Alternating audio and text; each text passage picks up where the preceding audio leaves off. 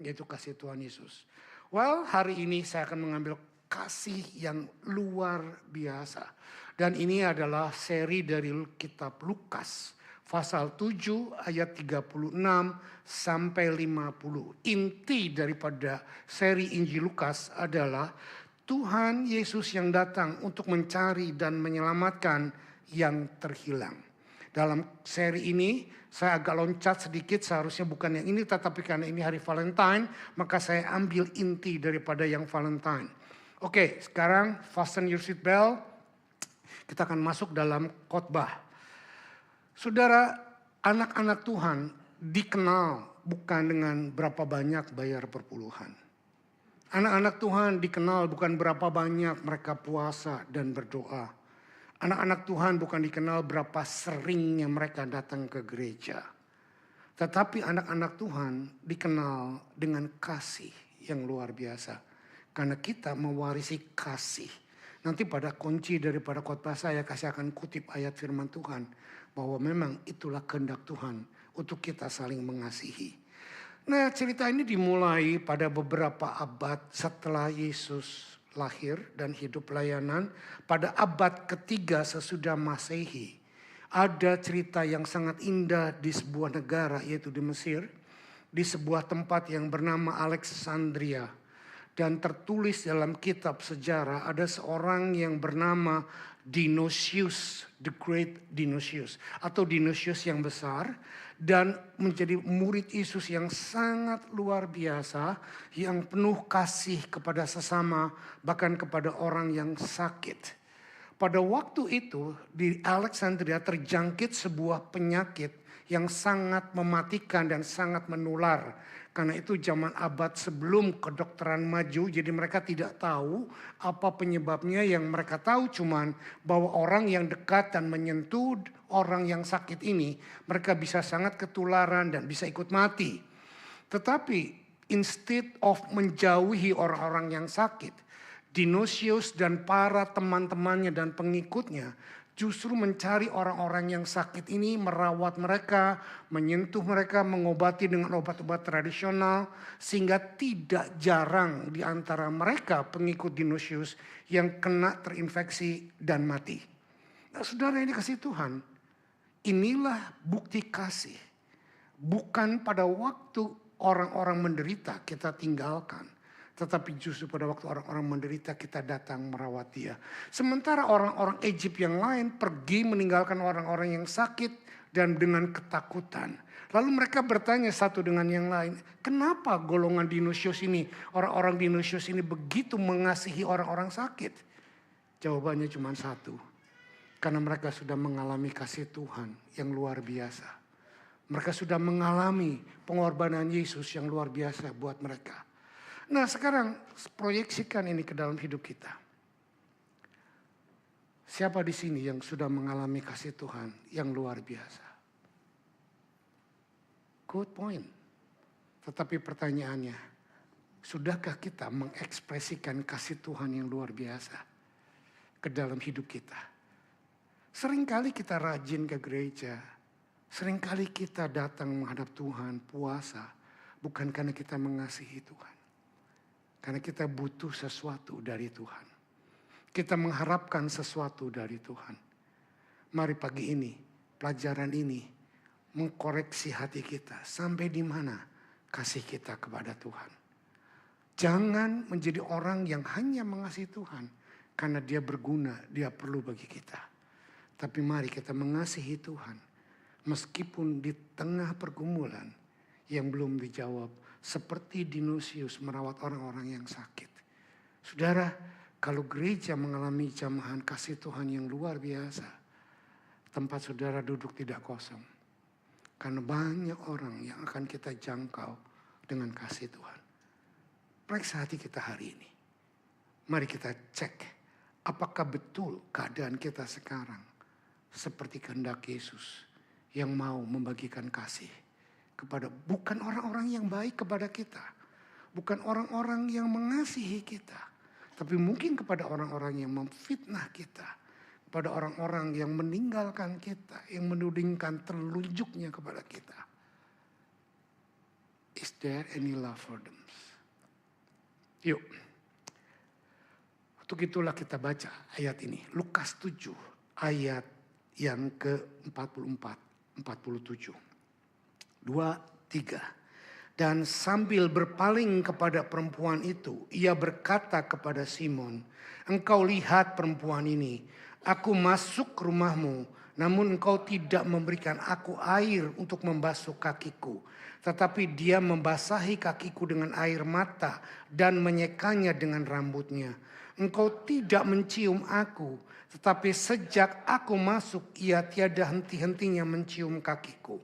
Engkau tidak meminyaki kepalaku dengan minyak, tetapi ia meminyaki kakiku dengan minyak wangi. Sebab itu aku berkata kepadamu, dosanya yang banyak itu telah diampuni, sebab ia telah banyak berbuat kasih. Tetapi orang yang sedikit diampuni, sedikit juga berbuat kasih. Nah, saudara, statement terakhir ini pegang menjadi acuan buat kita pelajaran hari ini dan untuk hidup kita selanjutnya. Orang yang sudah menerima kasih dan diampuni dengan begitu banyak, mereka bisa mengekspresikan kasih. Saya katakan bisa, tetapi seringkali kita yang sudah mengalami, kita bukan tidak bisa, tidak mau mengekspresikan kasih kepada orang-orang di sekitar kita. Nah, untuk itu kita belajar dari seorang wanita ini yang tidak disebut oleh Alkitab siapa dia. Kasih seorang wanita yang luar biasa. Perbuatan wanita ini amat sangat menggemparkan. Ekspresi kasih yang sangat luar biasa. Tetapi aneh, Alkitab tidak menulis namanya. Seorang wanita yang punya kehidupan yang jelek. Yang Alkitab katakan bahwa perempuan itu datang menghampiri ke rumah Simon. Saudara, kita lihat clear bahwa wanita ini datang kepada Yesus. Dan dia berkata, aku sangat berhutang banyak dalam hatinya. Tetapi dia tidak mengucapkan itu. Nah, secara strategis kita akan lihat bahwa kita mulai dengan Lukas 7 ayat 36. Yuk kita baca 2-3. Seorang Farisi mengundang Yesus untuk datang makan di rumahnya. Yesus datang ke rumah orang Farisi itu lalu duduk makan. Saudara, orang Farisi ini oleh Lukas narasinya disebutkan namanya. Siapa? Simon. Tetapi wanita ini tidak dikenal oleh Lukas dan oleh siapapun sehingga dia tidak disebutkan namanya. Jadi kita lihat orang Farisi mengundang Yesus datang ke rumahnya untuk makan. Ya, ini narasinya. Dan Yesus menerima undangan orang Farisi ini Simon untuk makan bersama orang Farisi. Karena Yesus memang terkenal. Dia suka duduk bergaul dengan orang-orang yang walaupun bukan muridnya. Tapi dengan orang-orang berdosa siapapun dia, Yesus menerima undangan makannya. Dan ini bukan yang pertama kali Yesus ada di kalangan orang Farisi. Dan pada waktu itu, waktu Simon mengundang makan Yesus, maka tiba-tiba kita baca ayat 37-38. Di kota itu ada seorang perempuan yang terkenal sebagai seorang berdosa. Ketika perempuan itu mendengar bahwa Yesus sedang makan di rumah orang Farisi itu, datanglah ia membawa sebuah buli-buli bualam berisi minyak wangi. Sambil menangis ia pergi berdiri di belakang Yesus dekat kakinya, lalu membasahi kakinya itu dengan air matanya dan menyekanya dengan rambutnya. Kemudian ia mencium kakinya dan meminyakinya dengan minyak wangi. Sampai sini dulu saya harus kembali menjelaskan budaya orang Yahudi pada waktu itu. Saudara, Simon mengundang Yesus untuk makan. Tetapi kok ada wanita yang tidak diundang bisa nongol dan bisa masuk ke tempat pesta itu. Nah, saya ceritakan. Pada waktu itu orang kaya rumahnya pasti besar. Dan Simon pasti orang kaya karena orang Farisi. Dan biasanya mereka mengadakan pesta sekaligus juga untuk pamer kepada orang. Bukan di ruangan tertutup, tetapi di halaman. Di tempat terbuka mereka ngumpul pakai meja dan tidak ada kursi. Perhatikan, mereka biasanya saudara pernah lihat Tuhan Yesus duduk di mengelilingi meja dengan muridnya kakinya ngelonjor ke belakang? Pernah? Belum pernah, kasihan deh. Banyak gambarnya seperti itu. Lihat. Dan itulah bukti bahwa perjamuan makan di Israel. Mungkin bagi yang sudah ke Israel, Pak Vinadi dan Sofi pernah lihat juga itu bahkan dibuat patungnya pun waktu itu kakinya Yesus melonjor ke belakang. Itu sebabnya orang lalu lalang bisa melihat, wah Simon hebat, ngundang seorang rabi terkenal. Nah itu mungkin salah satu provokasi kampanye yang maksud daripada tujuan Simon mengundang Yesus. Lalu perempuan ini mendengar bahwa Yesus diundang oleh Simon. Dan dia tanpa sepengetahuan orang lain, dia mengambil minyak wangi. Dia sudah persiapkan dari rumah. Dan dia datang, nyelinap masuk ke gate atau gerbang pintunya Simon. Waktu dia lihat ada Yesus di situ. Dia dengan istilahnya orang bilang apa? Nyelonong, tahu nyelonong? Masuk tanpa diundang. Kenapa dia sampai berani-beraninya masuk tanpa diundang? Dan ingat, Lukas bahkan narasi, bahkan Alkitab menulis bahwa wanita ini terkenal. Lukas 7 ayat 37 menunjukkan bahwa Lukas menyebutkan wanita ini terkenal karena dosa seksual. Seorang pelacur di kota yang terkenal. Dan orang Farisi ini, Simon juga tahu. Dalam Lukas 7 ayat 39 dituliskan bahwa Simon pun tahu siapa wanita ini. Dan Tuhan sendiri tahu siapa wanita ini dalam ayat 47. Gak usah saya jelaskan, ini adalah hanya narasi untuk saudara mengerti. Kenapa seorang wanita bisa muncul tanpa diundang di tempat rumah perjamuan makan seorang Farisi yang terkenal. Dan inilah latar belakangnya. Lalu wanita ini tiba di sana. Dia tiba dan menghampiri Yesus seperti yang kita sudah baca. Seorang perempuan yang terkenal, yang berdosa. Perempuan itu mendengar bahwa Yesus sedang makan di rumah orang Farisi itu.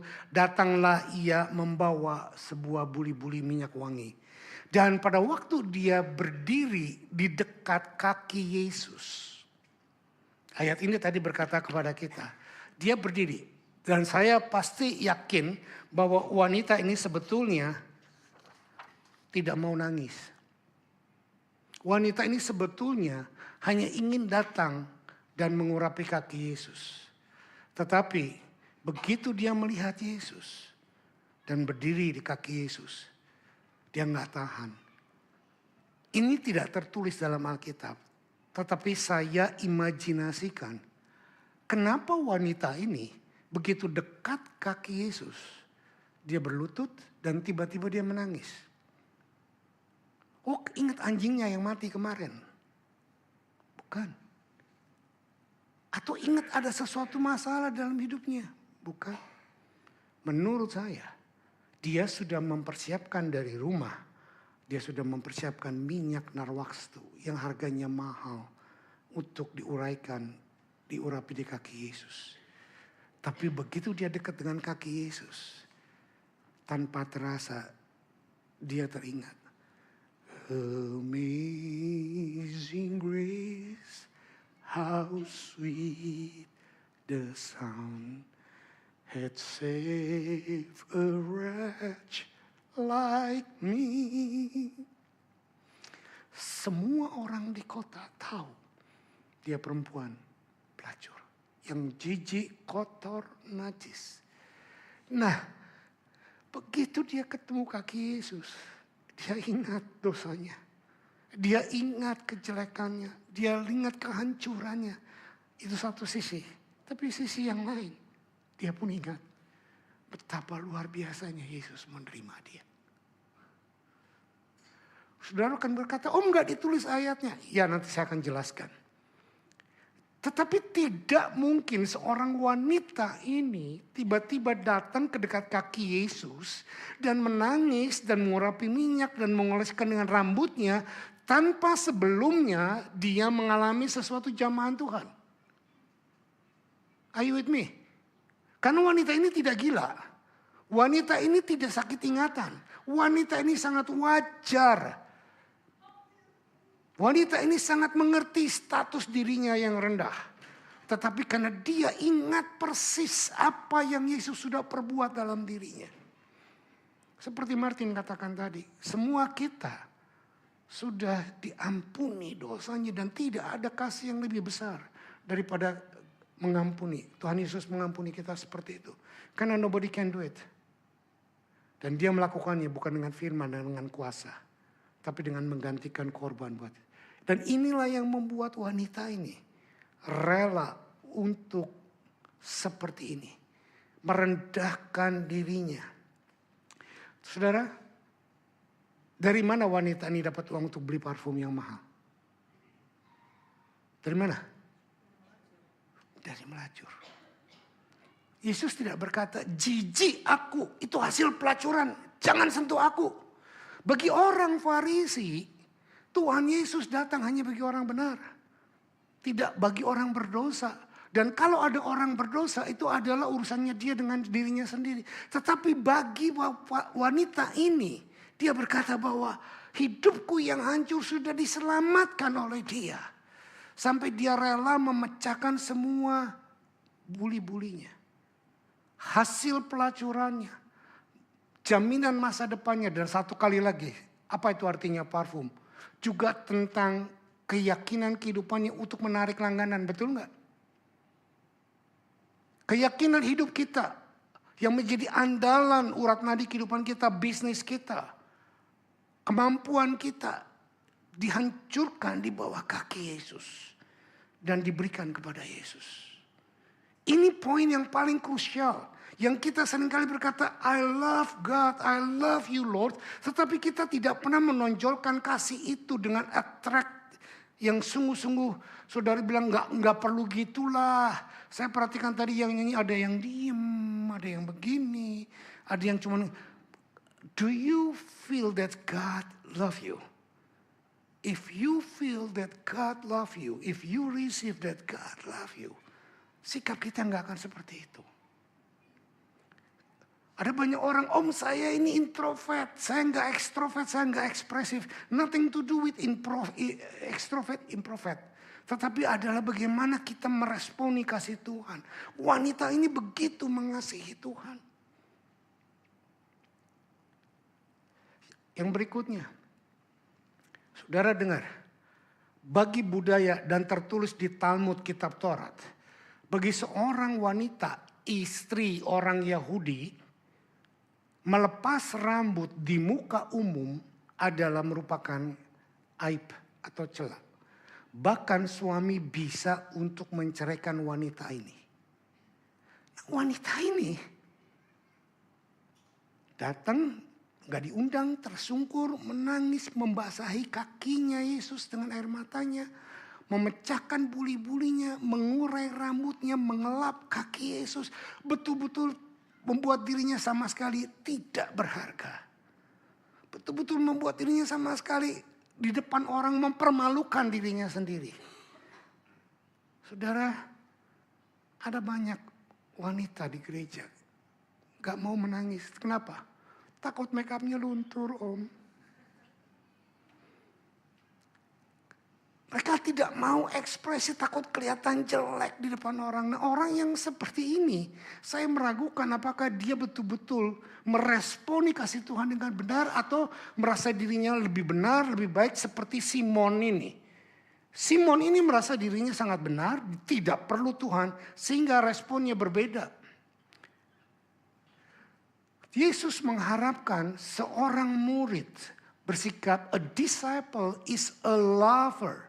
Jesus desired the affection of our heart as well as the faith of our mind. Saudara, bukan saya mengajak saudara untuk soal tunjukkan emosi, bukan. Tetapi tidak ada salahnya waktu kita merasakan sesuatu, ekspresikan itu kepada Tuhan. Amin. Ekspresi adalah gaya tubuh kita, ekspresi muka, bahasa tubuh dan lain sebagainya. Jangan orang bilang dia mah jaim. Saudara, apa gunanya jaim buat kita? Kalau kita masih jaim di hadapan Tuhan, saya meragukan apakah kita betul-betul sudah mendapat jamahan kasih Tuhan yang benar atau tidak.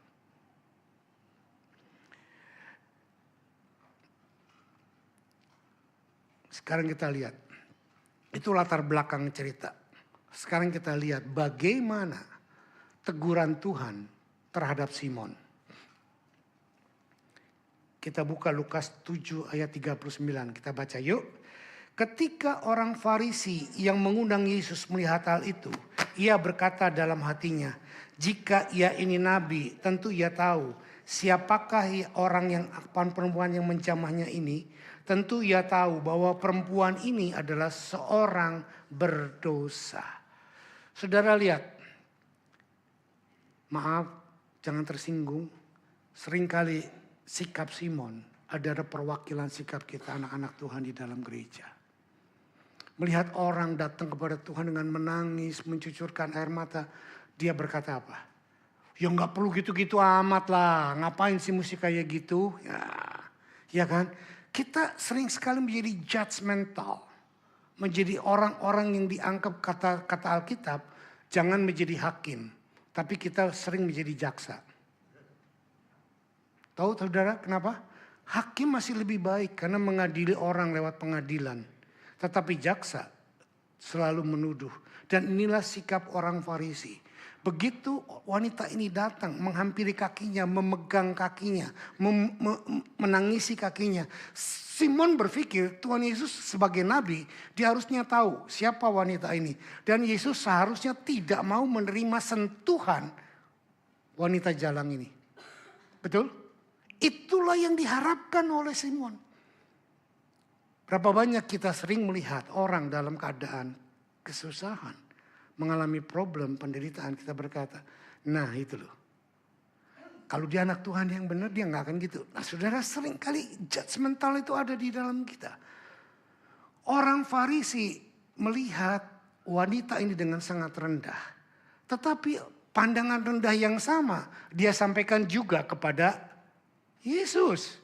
Kalau dia seorang nabi yang terhormat, kalau dia seorang yang sangat dekat dengan Tuhan, dia gak mungkin mau disentuh oleh wanita kotor ini. Saudara perhatikan. Dan seringkali ukuran kebenaran orang Yahudi atau orang Farisi adalah menjauhkan diri dari orang yang berdosa. Tidak bergaul dengan orang yang berdosa, apalagi mau disentuh. Dengan berpikir demikian, orang Farisi ini sudah berkata bahwa aku lebih benar dari Yesus. Aku lebih baik dari Yesus. Aku tidak mau disentuh oleh wanita ini. Lihat Yesus, katanya seorang nabi, seorang rabi, tapi hidupnya seperti itu. Seringkali kita menunjukkan diri kita bahwa aku lebih baik, aku lebih benar. Sebetulnya the contrast between Simon and this woman adalah seperti ini. Simon have high social position and the woman was an outcast. Simon punya posisi yang tinggi di masyarakat, sementara wanita ini orang buangan. Simon has a house and the woman has not even invited guests. Simon begitu kaya, hebat, mengundang Yesus datang. Wanita ini tidak diundang sama sekali. Simon has angry. Woman has come with joy. Simon menerima Yesus dengan marah melihat kejadian itu. Tetapi wanita ini datang dengan air mata, penuh sukacita, penuh rasa kasih, penuh rasa syukur. Simon mengetes Yesus. Tetapi wanita ini datang untuk mengasihi dan menyerahkan hidupnya kepada Yesus sepenuhnya. Tapi sebetulnya yang paling mendasar dari sikap yang kontras mereka ini adalah yang satu menerima kasih karunia Tuhan sepenuhnya, seutuhnya. Sementara Simon tidak menerima sama sekali. Saudara perhatikan ini. Seringkali kita yang merasa duduk di gereja sudah lama pelayanan, merasa dirinya benar. Dan seringkali menjudge orang-orang yang datang dengan keadaan yang buruk. Mari kita perhatikan, sudahkah kita menjabarkan kasih Tuhan? Orang Farisi has no room for grace of theology. He believed that grace was unavailable to sinner, like the woman, and unnecessary for the righteous man like himself. Jadi orang Farisi atau Simon ini tidak memiliki teologi kasih karunia di dalam kehidupannya. Karena buat dia kasih karunia itu tidak perlu karena aku sudah benar. Saudara perhatikan, mengerikan. Dan inilah gambaran banyak kita, anak-anak Tuhan. Sadly, there are many Christians who refuse to get involved in the life of people who are in spiritual trouble. Gak usah angkat tangan, tapi jawab dalam hati. Pernah gak saudara mendengar seseorang anak Tuhan jatuh dalam dosa? Oke, kalau pernah, apa yang kita lakukan? Nah, dari dulu gue bilang, dia memang begitu. Soal dengar pendeta-pendeta sekarang banyak sekali dari Amerika yang berjatuhan. Dan saudara berkata apa? Itulah, dari dulu gue gak suka sama orang itu. Saudara, that's Farisi. Kalau kita mengerti bahwa kita pun tidak imun bakal jatuh seperti mereka yang jatuh. Saya tidak nakut-nakutin. Tidak ada satupun manusia super yang hebat.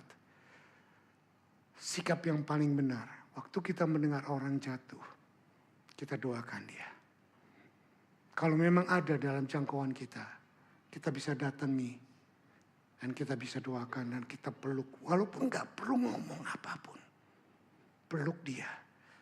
Salurkan kasih Yesus. Seperti wanita ini.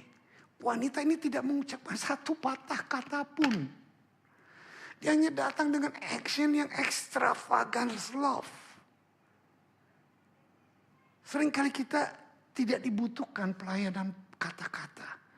Tapi seringkali banyak orang membutuhkan pelayanan kasih. Lewat sikap dan perbuatan. Yuk kita baca 2, 3. Kita dipanggil, ayo 1, 2, 3. Kita dipanggil untuk mengasihi dengan kasih yang memeluk. Yang menolak kejahatan tanpa menolak orang berdosa. Ketika kita hidup dengan kasih ini memiliki kuasa untuk mengubah hidup orang-orang hidup. Orang lain dan juga hidup kita sendiri.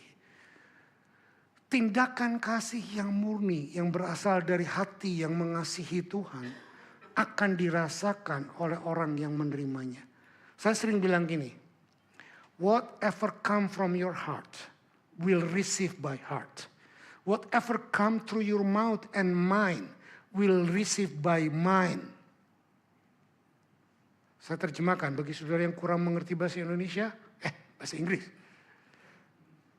Apapun yang keluar dari hati yang kita lakukan kepada orang-orang di sekitar kita akan diterima oleh hati mereka. Tetapi apa yang kita lakukan keluar hanya lewat perkataan. Mereka akan menerima dengan hanya pemikiran dan perasaan. Are you with me? Tindakan kasih harus keluar dari hati. Dan ini tidak mungkin kita lakukan sebelum kita dijamah kasih yang luar biasa. Sebelum kita menikmati kasih yang luar biasa. Nah, sekarang kita lihat 2 perbedaan kontras antara sikap Simon dengan sikap wanita ini. Lukas 7 ayat yang ke-40. Kita baca 2, 3. Lalu Yesus berkata kepadanya, Simon, ada yang hendak kukatakan kepadamu, sahut Simon, katakanlah guru. Lalu kita lihat sekali lagi ayat 41, 42. Yuk kita baca 2, 3. Ada 2 orang yang berhutang kepada seseorang pelepas uang. Yang seorang berhutang 500 dinar, yang lain 50. Karena mereka tidak sanggup membayar, maka ia menghapuskan hutang kepada kedua orang itu. Siapakah di antara mereka yang akan lebih mengasihi? Tuhan Yesus memberikan perumpamaan kepada Simon. Dan perumpamaan ini disampaikan dengan cara Yesus untuk menjawab sikap Simon yang sangat skeptikal. Sikap Simon yang sangat merendahkan. Lalu dikatakan oleh Tuhan Yesus. Kita lihat respon ayat 43, 44. Oke. Sekarang jawab Simon. 2, 3. Jawab Simon. Aku kira dia yang paling banyak dihapuskan hutangnya. Kata Yesus kepadanya, betul pendapatmu itu. Ayat 44, dan sambil berpaling kepada perempuan itu ia berkata kepada Simon, engkau lihat perempuan ini? Aku masuk ke rumahmu, namun engkau tidak memberikan aku air untuk membasuh kakiku. Tetapi ia membasahi kakiku dengan air mata dan dengan rambutnya. Nah, saudara perhatikan, lagi-lagi saya harus membawa saudara kepada cerita budaya Yahudi. Seorang mengundang orang ke rumahnya. Dan biasanya pada waktu itu rumahnya besar dan di depan pintunya ada pasu atau gentong. Apa tuh? Baskom, ya bolehlah apalah. Tempat air. Dan di situ ada gayung untuk mencuci. Biasanya bagi orang yang sangat terhormat, ada pelayan yang khusus untuk membersihkan kaki mereka. Dari kotoran, dari debu dan lain sebagainya. Tetapi pada waktu Yesus datang, tidak ada yang membersihkan kakinya, tidak ada yang membasuh. Penyambutan pertama. Penyambutan kedua, seorang tuan rumah akan memeluk dan mencium jidat atau pipi tamunya. Simon tidak lakukan itu kepada Yesus. Yang ketiga, apalagi dikatakan, pada waktu dia dihormati, duduk, disambut kakinya dicium. Tapi wanita ini tidak berhenti-hentinya, bukan mencium kaki Yesus saja, tapi menciumi kaki Yesus. Bukan cuma sekali, tapi berkali-kali dia menciumi. Saudara jangan salah ngerti. Banyak orang berpikir, mungkin Simon juga berpikir karena seperti itu. Wanita ini sangat erotik perbuatannya. Tetapi ini bukan erotik. Dan dia berkata dengan hatinya, justru aku menteteskan air mata di kaki Yesus. Aku menciumi kaki Yesus. Dan aku menyeka kaki Yesus dengan rambutku. Saudara, tindakan yang berbeda dari wanita ini bisa diekspresikan kasih kepada Yesus. Wanita ini tidak membawa air untuk mencuci kaki Yesus. Tapi dia membasuh kaki Yesus dengan air matanya. Wanita ini tidak mencium jidat Yesus. Tetapi dia mencium kaki Yesus seperti seorang budak mencium jidat Yesus. Seperti seorang budak yang mencium kaki Yesus. Wanita ini tidak mengurapi Yesus, tetapi dia mengurapi kaki Yesus dengan minyak wangi yang sangat mahal. Dan mengelapnya bukan dengan lap, tapi dengan rambutnya yang panjang dan indah. Wanita ini melakukan tindakan kasih dengan sangat hormat dan sangat luar biasa kepada Tuhan. Amin. Ini loh poinnya. Nah, yuk kita lihat 44, 46. Sudah kan kita baca tadi? Sekarang ayat 47. Yuk kita lihat. 2, 3. Sebab itu aku berkata kepadamu, dosanya yang banyak itu telah diampuni. Sebab ia telah banyak berbuat kasih. Tetapi orang yang sedikit diampuni, sedikit juga berbuat kasih. Saudara perhatikan kalimatnya ya, nanti akan saya jelaskan.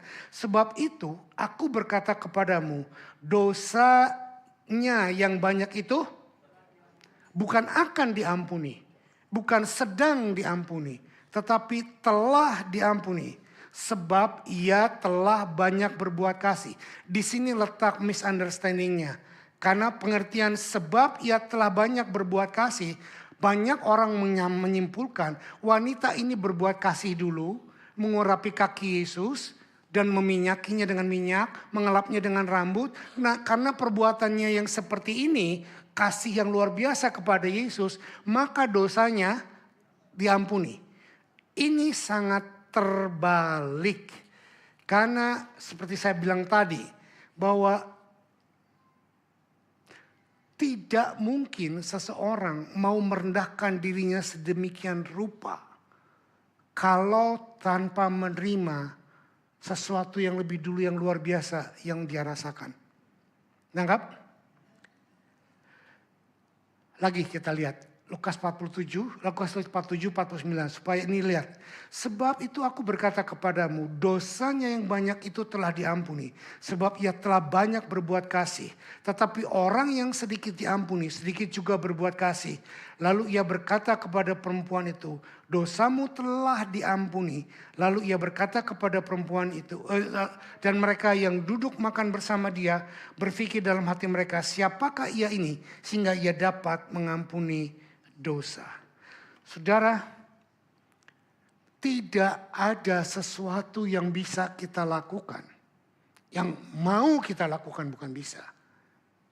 Kalau kita tidak menerima sesuatu yang besar dulu dalam hidup kita.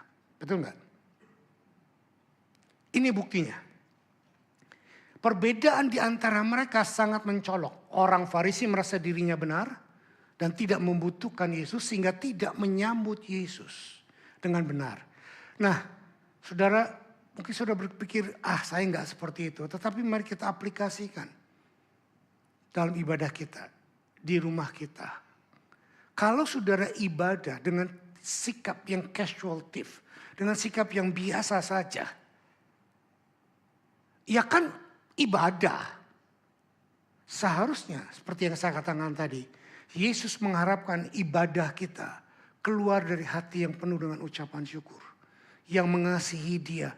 Yang merasa kita berhutang yang tidak mungkin kita bisa bayar.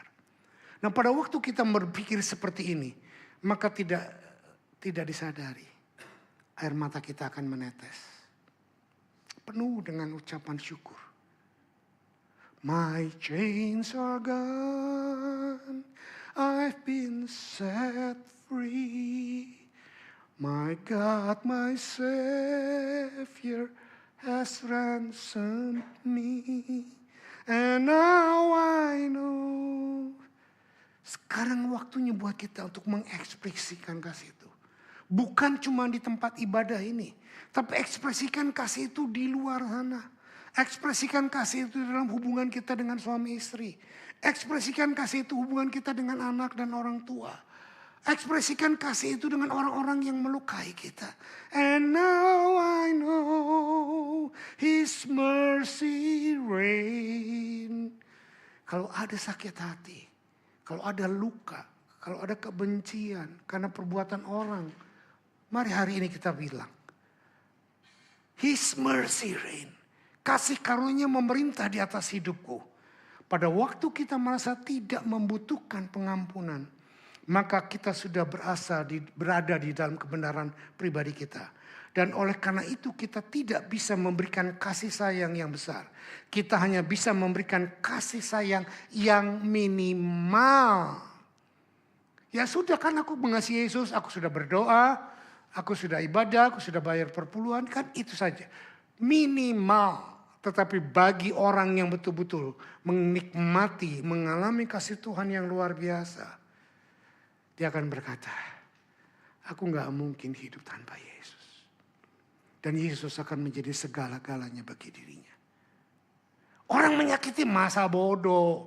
Orang memandang rendah seperti wanita ini dipandang rendah oleh masyarakat, masa bodoh. Dipandang rendah oleh Simon, masa bodoh. Dianggap hina, masa bodoh. Tetapi yang ada aku sekarang, I love my God.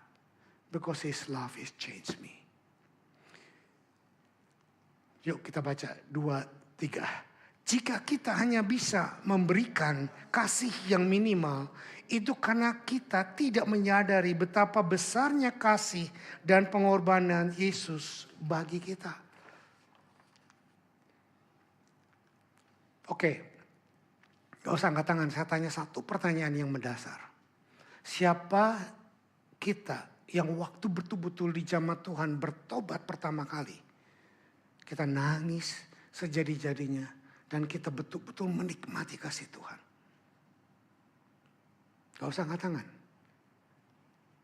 Pertanyakan itu dalam hatimu. Itu sudah berapa tahun yang lalu? Itu sudah berapa bulan yang lalu? Dan sepertinya itu sudah biasa.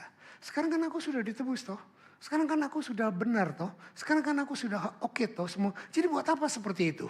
Saudara, karena kita berpikir sudah biasa menerima kasih Tuhan. Sudah biasa menerima anugerah Tuhan. Sudah biasa menikmati kebaikan Tuhan. Dan ini sangat berbahaya.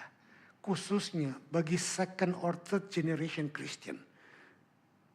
Generasi kedua, generasi ketiga. Yang tadi yang saya katakan. Yang pertama dijamah Tuhan, babak belur luar biasa. Angka 11 naik turun dan lain sebagainya. Kita menikmati kebaikan Tuhan. Tapi anak yang lahir di dalam kekristenan. Sudah sering mendengar Tuhan mengasihimu, Tuhan berkorban buatmu, Tuhan mati di salib buatmu dan lain sebagainya. Itu sudah menjadi slogan yang biasa. Sehingga respon kita pun biasa. Mari kita renungkan. Caranya bagaimana kita mau supaya kita bisa meresponsif Tuhan dengan benar. Inilah caranya. Iman datang lebih dulu. Dan iman kita tidak mungkin ada tanpa jamahan Tuhan. Tuhan menjamah kita lewat problem. Tuhan menjamah kita lewat penyakit. Tuhan menjamah kita lewat masalah. Tuhan menjamah kita dengan segala keberadaannya. Dan iman muncul bukan karena engkau. Bukan karena khotbahku. Bukan karena buku-buku rohani. Bukan karena penginjil-penginjil hebat. Tetapi karena Tuhan menjamahmu. Iman yang pertama kali harus terjadi adalah percaya menerima pengampunan dosa-dosa kita melalui kematian Yesus di kayu salib. Tanpa kita mengalami itu, tanpa kita mengalami kasih yang mengubahkan seperti itu, maka tidak akan pernah ada kasih yang meresponi Tuhan dengan segala macam luar biasa ekspresinya. Are you with me? Lukas 7:47 kita ulang. 2, 3. Sebab itu aku berkata kepadamu, dosanya yang banyak itu telah diampuni. Sebab ia telah banyak berbuat kasih. Tetapi orang yang sedikit diampuni, sedikit saja buat kasih. Ayat 48, sekarang kita lihat. Lalu ia berkata kepada perempuan itu, dosamu telah diampuni. Saya sudah jelaskan tadi bahwa perempuan ini, wanita ini, dosanya telah diampuni lebih dulu. We don't know when. Kita tidak tahu kapan kejadiannya. Kita tidak tahu peristiwanya seperti apa. Tetapi yang saya tahu, wanita ini begitu mendengar Yesus ada di rumah Simon. Dia ambil minyak narwastunya. Dia persiapkan segalanya untuk datang menyembah Yesus. Dan dia menyeka Yesus dengan air matanya. Dan dia mengurapi minyaknya dan menciumi kakinya. Dan mengolesnya dan mengurapinya dengan rambutnya. This is extravagant love. Tetapi extravagant love yang ditunjukkan oleh wanita ini, dengar baik-baik, tidak ada artinya. Wanita ini hanya mengorbankan gengsi, keuangan, harkat, martabat. Tetapi extravagant love yang Yesus curahkan buat dia. Yesus tinggalkan surga mulia. Yesus tinggalkan seluruh atribut kerajaannya, kehebatannya. Turun menjadi manusia. Kita tidak mungkin bisa menggambarkan ini. Kenapa? Karena kita belum pernah jadi Tuhan. Dan tidak hanya itu, dia datang dan dia ambil dosa kita. Bukan dengan firman-Nya, bukan dengan kuasanya dia berkata, aku ampuni kamu. Tidak. Tetapi dia ambil dosamu. Dia ambil dosaku. Dan dia rela mati di atas kayu salib. Dan dia berkata, semua dosamu, semua kehancuranmu, semua kebobrokanmu sudah aku pikul di atas kayu salib. Wanita ini tidak mendapat pengampunan karena dia mencintai Yesus lebih dulu. Tetapi dia mendapat pengampunan karena Yesus mencintai dan berkorban buat dia lebih dulu.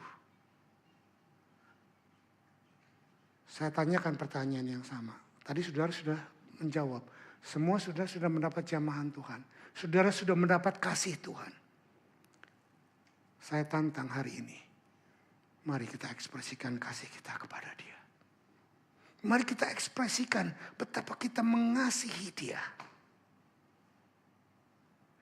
Satu lagi. Ini poin yang paling krusial. Tuhan Yesus berkata kepada wanita ini. Apa?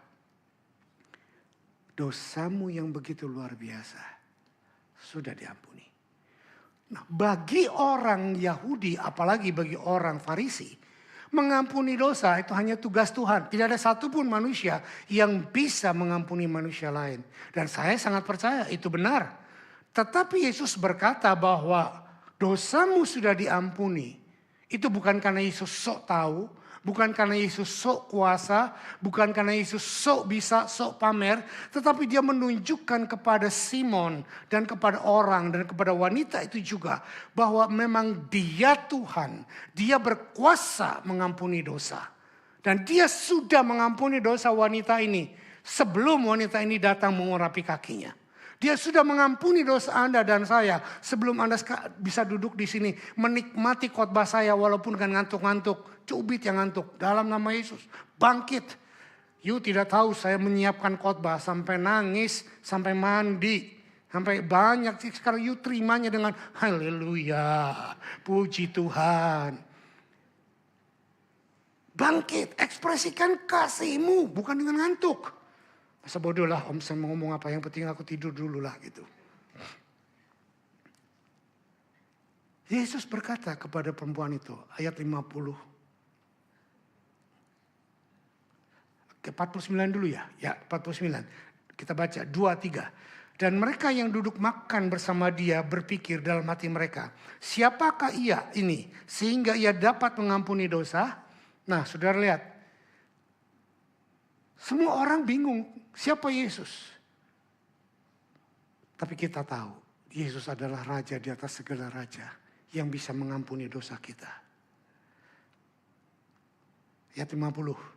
Tetapi Yesus berkata kepada perempuan itu, imanmu telah menyelamatkan engkau. Pergilah dengan selamat. Saudara, kalau kita tahu persis kita sudah diselamatkan, bukan cuma mati masuk surga. Kita diselamatkan dari segala macam apapun masalah di dunia ini. Bukan berarti saudara tidak akan mengalami masalah, tetapi engkau akan melewati masalah karena Tuhan bersama dengan engkau. Amin. Amin.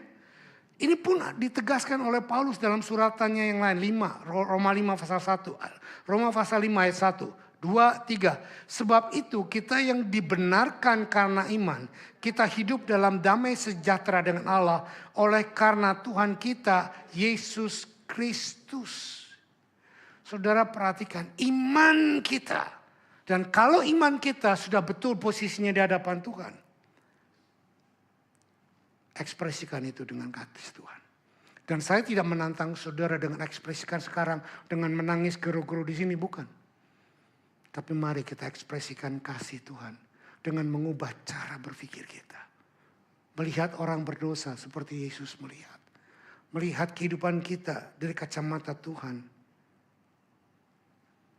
Dan inilah yang sangat penting buat kita untuk kasih. Yuk kita baca 2-3. Tuhan tidak akan pernah meminta kita untuk mengasihi dia sebelum dia berkorban dan menebus kita.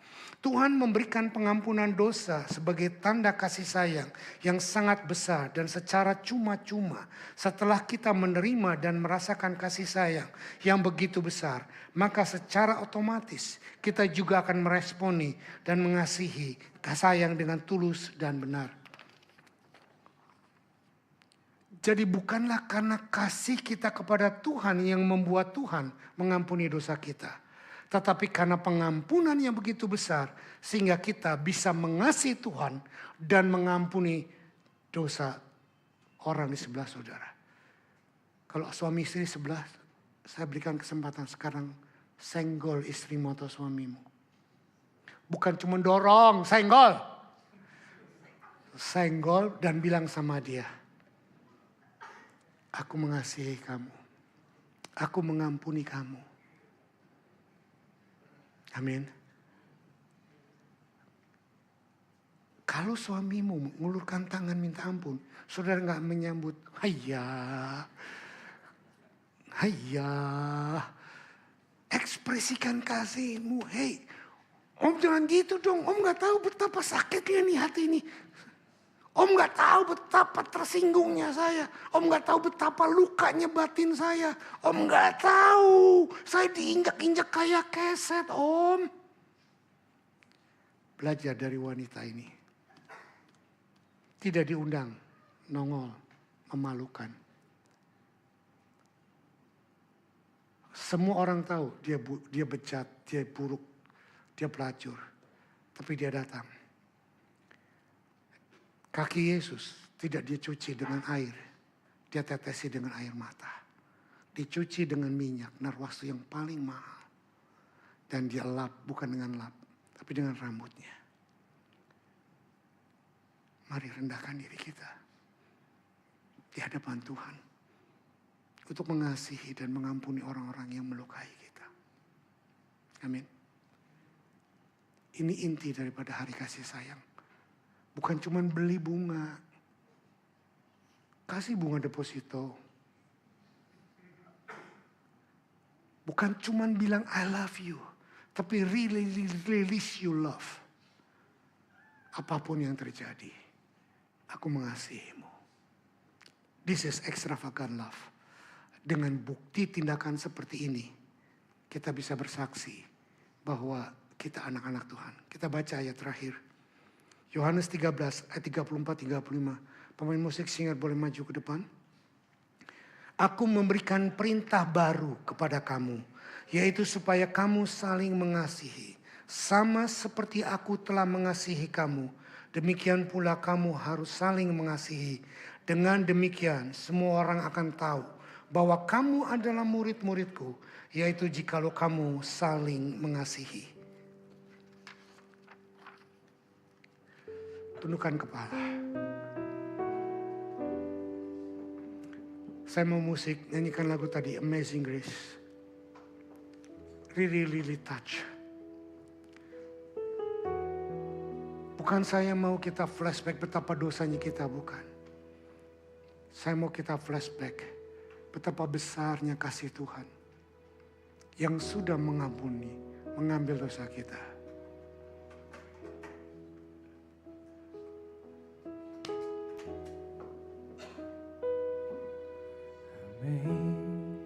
Amazing grace, how sweet the sound that saved a wretch like me. I once was lost, but now I'm found. Was blind, but now I see. Sing Amazing Grace. Jangan cuma sekedar nyanyi. Lihat hidup kita yang begitu najis. Lihat hidup kita yang begitu kotor. Lihat hidup kita yang begitu tidak ada artinya.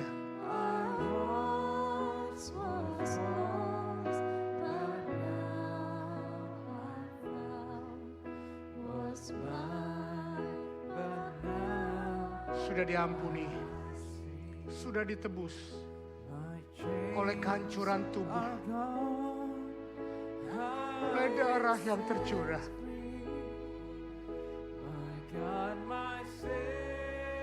Dia turun menghampakan diri. Dia mengambil semua kebejatan, kerusakan, kebohongan, kemunafikan, kesombongan, kehancuran.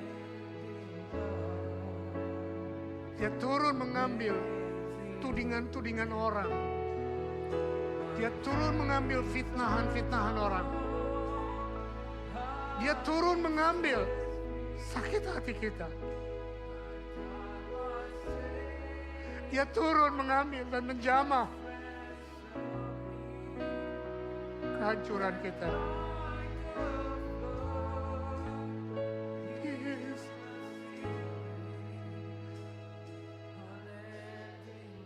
Sekarang jamah kaki Yesus. Jamah kaki Yesus bukan dengan tangan, tapi dengan kasih-Mu. Katakan kepada Dia, thank you Lord. Thank you God. Thank you for your love. Thank you for your sacrifice. Thank you for your blood. Oh.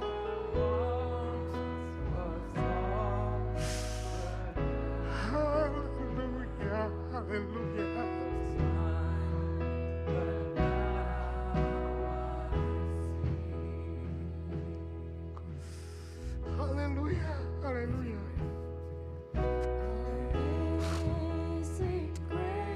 Terima kasih Tuhan.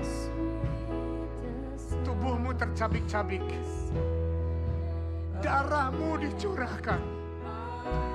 That's extravagant love. Hanya karena Engkau mengasihi kami. Terima kasih Tuhan. Terima kasih Yesus. Mari kita bangkit berdiri, kita sembah Dia. I've been set free. God my Savior has ransomed me, and all the flood His mercy reigns, unending love, amazing. Oh, my chains are down, I've been set free. My God, my Savior has ransomed me, and all the flood His mercy reigns, unending love. Musik dengan lembut saja. Kami hampiri tahta kasih karunia-Mu Bapa. Ampuni kalau sikap kami selama ini seperti Simon. Seperti Simon yang merasa hidup kami benar, merasa hidup kami oke. Dan kami memandang jijik kepada orang-orang yang jatuh. Dan kami memandang rendah kepada orang-orang yang terluka. Kami memandang rendah kepada orang-orang yang lemah. Ampuni Tuhan. Ampuni. Bahkan seringkali kami pun memandang rendah kepada diri kami sendiri. Karena kami sering gagal. Karena kami sering terluka. Karena kami sering jatuh. Bawa kami untuk melihat betapa ekstravagannya kasih-Mu Tuhan. Kau sudah mati bagi kami. Waktu kami masih berdosa. Kau sudah datang menjamah kami. Waktu kami masih jadi enemy-Mu. Dan Kau sudah mencurahkan darah-Mu pada waktu kami masih belum menerima Engkau. Terima kasih. Sekarang kami terima tubuh dan darah-Mu Tuhan. Kami terima kasih-Mu yang ekstravagan. Dan tolong kami Bapa, supaya kami bisa mengekspresikan kasih-Mu yang luar biasa. Bukan cuma di gereja, bukan cuma di tempat ini, bukan cuma di antara sesama kami. Tetapi ajar kami untuk mengasihi orang-orang di luar sana Tuhan. Ajar kami untuk membawa pribadi-Mu dalam dunia yang gelap dan luka. Dalam dunia yang penuh kehancuran. Supaya dunia boleh melihat bahwa hanya dengan kasih Tuhan kami bisa hidup. Persekutukan roti ini dengan tubuh-Mu. Anggur minuman ini dengan darah-Mu. Dan kuduskan dan layakkan kami untuk kami benar-benar bersekutu bersatu dengan Engkau. Dalam nama Yesus. Amin. Silakan duduk.